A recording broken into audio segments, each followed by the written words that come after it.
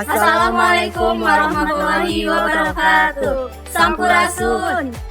Perkenalkan, kami dari kelompok 1 kelas akuntansi karyawan A tahun 2022 dengan anggota saya Riko Risyana dengan nomor induk 340 322 0136. Saya Hera Lestari dengan nomor induk 340 322 0100. Saya Dina Sabrina dengan nomor induk 3403220096. Saya Ulian Dia dengan nomor induk 340 3220134. Di sini kami akan menyampaikan materi tentang gambaran umum ekonomi internasional. Video ini dibuat untuk memenuhi salah satu tugas kelompok mata kuliah ekonomi internasional dengan dosen pengampu Ibu Endah Puspitasari, SEMM. Materi pertama akan disampaikan oleh Saudari Hera Lestari. Menurut Oxford Summary, pengertian ekonomi internasional terbagi menjadi dua segi. Yang pertama dari segi ilmiahnya dan yang kedua dari segi praktisnya. Dilihat dari segi ilmiahnya, pengertian ekonomi internasional adalah cabang dari ilmu ekonomi yang diterapkan pada kegiatan-kegiatan ekonomi antar negara.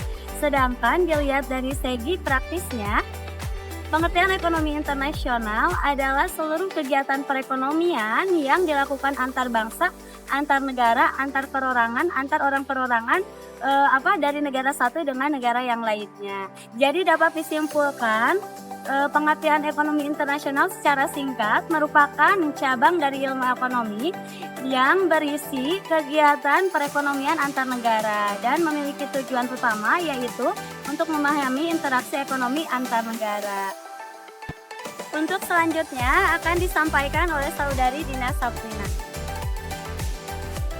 Berdasarkan dari pokok bahasa sebelumnya, maka kita mengetahui adanya perdagangan internasional antar negara secara tidak langsung menimbulkan ketergantungan antara negara yang satu dengan negara yang lainnya.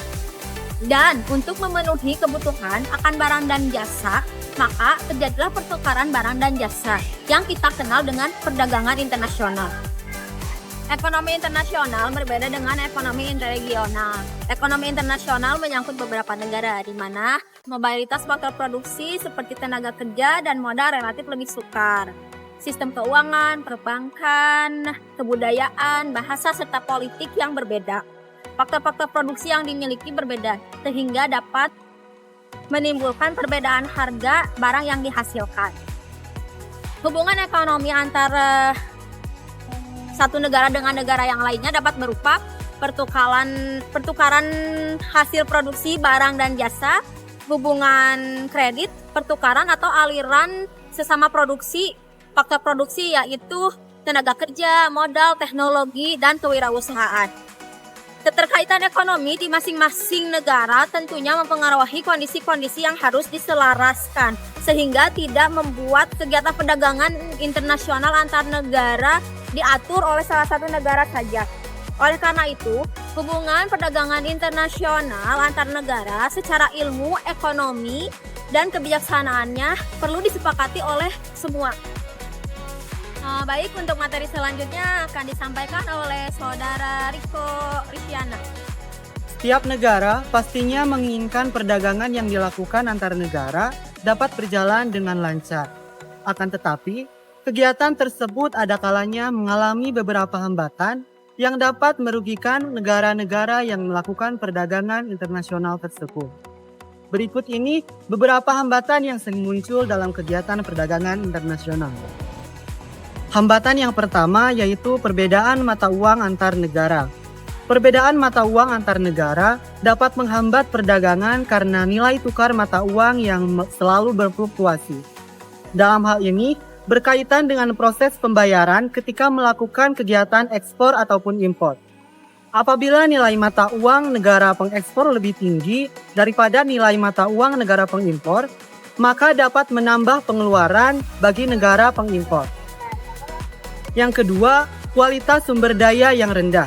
Rendahnya kualitas tenaga kerja dapat menghambat perdagangan internasional, karena jika sumber daya rendah, maka kualitas dari hasil produksi barang akan rendah pula, sehingga nantinya akan sulit bersaing dengan barang-barang yang memiliki kualitas yang lebih bagus dari negara-negara yang lain. Yang ketiga, pembayaran antar negara sulit dan resikonya besar. Pada saat melakukan kegiatan perdagangan internasional, negara pengimpor akan mengalami kesulitan dalam hal pembayaran. Apabila membayarnya dilakukan secara langsung dengan menggunakan uang cash, maka akan mengalami kesulitan dan juga memiliki resiko yang tinggi. Maka dalam hal ini, metode pembayaran seperti clearing internasional atau letter of credit dapat digunakan untuk mengurangi resiko tersebut. Hambatan yang keempat yaitu adanya kebijaksanaan impor dari suatu negara. Negara sering melindungi produksi dalam negeri dengan menerapkan tarif impor. Apabila tarif impor tinggi, maka barang impor tersebut akan menjadi lebih mahal daripada barang-barang yang ada di dalam negeri, sehingga mengakibatkan masyarakat kurang tertarik untuk membeli barang impor tersebut. Hal ini akan menjadi penghambat bagi negara lain untuk melakukan perdagangan. Hambatan yang kelima yaitu terjadinya perang. Apabila terjadinya perang, tentunya akan menyebabkan hubungan antar negara menjadi terputus. Selain itu, kondisi perekonomian negara tersebut juga akan mengalami penurunan. Sehingga hal ini dapat menyebabkan perdagangan antar negara menjadi menurun. Yang keenam, yaitu adanya organisasi-organisasi ekonomi regional. Sebuah organisasi regional ekonomi akan mengeluarkan peraturan ekspor dan impor bagi anggota negara organisasi tersebut.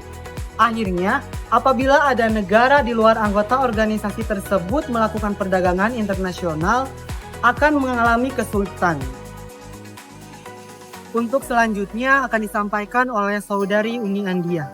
Ekonomi internasional mempelajari tentang hubungan ekonomi antar negara yang berkaitan dengan alokasi sumber daya yang ada sebagai dampak langsung yang dijalankan melalui mekanisme perdagangan, investasi, dan kerjasama internasional. Selain itu, ekonomi internasional juga berkaitan dengan kebijakan yang mengaturnya dalam sistem ekonomi internasional seperti sistem moneter, sistem pajak yang diatur dalam lembaga internasional seperti WTO dan IMF.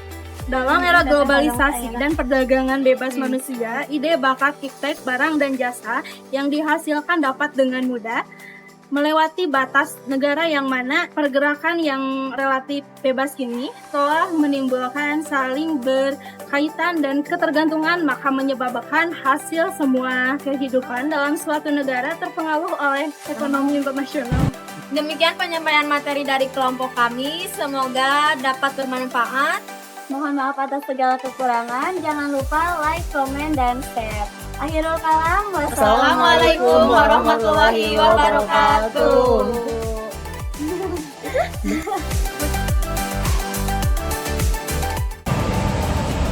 Benar kenal apa posisi kan? Oke. 1, 2, 3.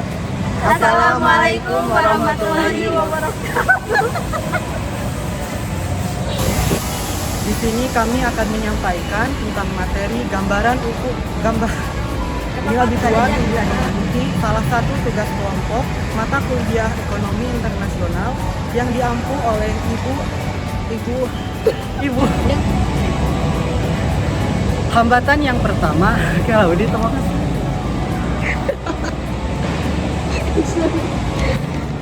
Coba dihapus nak.